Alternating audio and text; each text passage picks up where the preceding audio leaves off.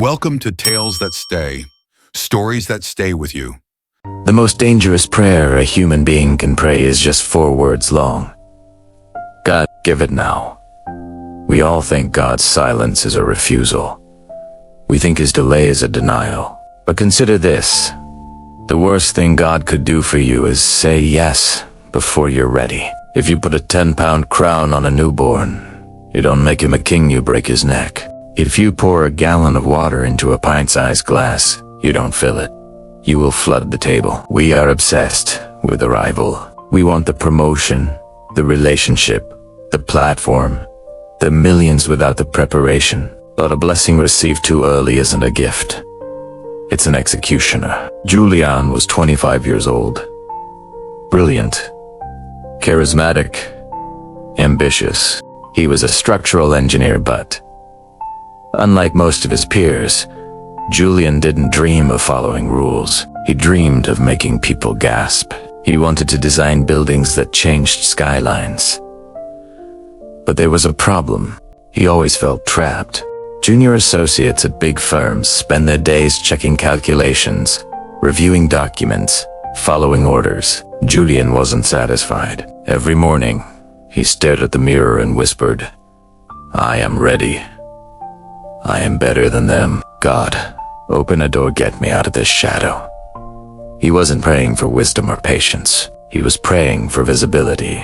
Then came the opportunity of a lifetime. The city announced a competition to design the Infinity Bridge, a massive pedestrian bridge connecting the financial district to the arts district.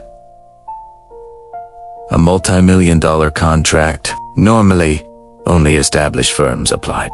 But Julian, fueled by impatience and desire, quit his job.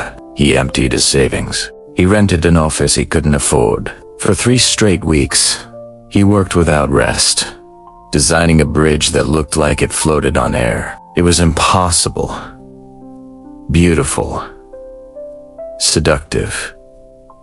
And he won. The celebration was short-lived.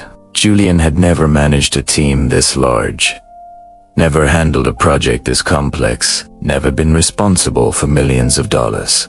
Within 2 months, a disaster struck. The specialized steel cables required for his design were delayed 3 months. Waiting would mean missing the deadline. Missing the deadline would ruin his career. His foreman, Thomas, warned him, "Julian, we can't substitute. The cables need to be the tempered alloy." Julian responded, "Use the standard cables and double them up. It will be good enough." Thomas hesitated. "It's not engineering standard." Julian snapped, "I am the engineer." The bridge went up. From the outside, it was stunning, modern and daring. The city called him the architect of the future. The media covered him. Interviews, applause, fame. Julian thought he had arrived, but he had just stepped onto a trapdoor. New Year's Eve arrived. The bridge was ready. Thousands gathered. Fireworks were set in the river below. Julian stood in a tailored suit, beaming. The barriers opened. People surged onto the bridge. At first, there was a gentle sway. People laughed. It felt thrilling. Then the wind picked up. A hum. A vibration. The harmonic resonance of the bridge off, because of Julian's substitution, was failing. Snap. The main cable sheared.